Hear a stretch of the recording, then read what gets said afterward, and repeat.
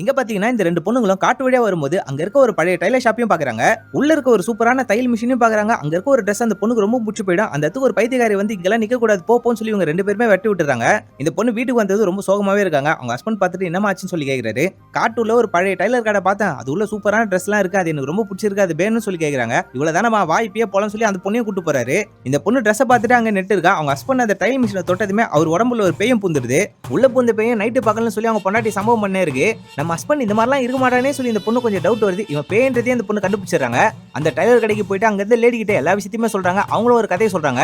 ரொம்ப வருஷத்துக்கு முன்னாடி டைலர் கடை வச்சிருந்தாலும் துணி தைக்க வர பொண்ணு கிட்ட எல்லாம் தப்பா நடந்துக்கிறது தப்பா பாக்குறதுன்னு சொல்லி இந்த வேலையை பண்ணியிருந்திருக்கான். அந்த ஊர்ல இருக்க ஒரு பணக்கார வீட்டு பொண்ணுக்கு சூப்பரான ஒரு ட்ரெஸ்ஸையும் தைச்சு எடுத்து போயிட்டு கொடுப்பான். இது என் கண்ணு முன்னாடியே போட்டு காட்டுன்னு சொல்லி அந்த பொண்ணு ரொம்ப தொல்லை பண்ணிருப்பான். அவனுங்க அண்ணனுங்களாம் வந்து இவனை போட்டு சம்மடி வச்சு அந்த டைலர் கடையிலே போட்டு கொண்டுறானுங்க.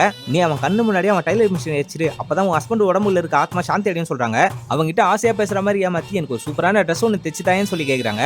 இவனும் கூட்டு போயிட்டு அளவெல்லாம் எடுத்துட்டு தைக்கிறதுக்காக ஸ்டார்ட் பண்றான். இந்த பொண்ணு டக்குனு தையல் மிஷின்ல கிருஷ்ணாலாம் ஊத்திட்டு என் ஹஸ்பண்ட் உடம்பு விட்டு வெளில போறியா இல்லைன்னா அதை கொளுத்துட்டான்னு சொல்லி மிரட்டுறாங்க. அந்த பேய் புருஷன் உடம்புல இருந்து வெளியே வந்தது உங்க கொளுத்துறதுக்காக ட்ரை பண்ணா அந்த பேய் சண்டை போட ஆரம்பிச்சிது.